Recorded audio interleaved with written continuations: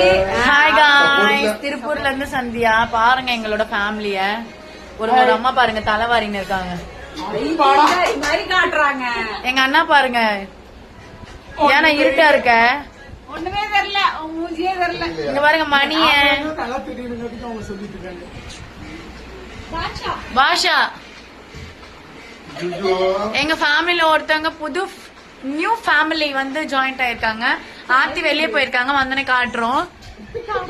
வாசங்கள் நேசங்கள் வேசங்கள் என்று வாழ்ந்திடும் வாழ்க்கை. பாடுனா நாட்கள் இல்லை இனிமேல் ஒரு சொந்தம் வந்தால் கூட பாசங்கள்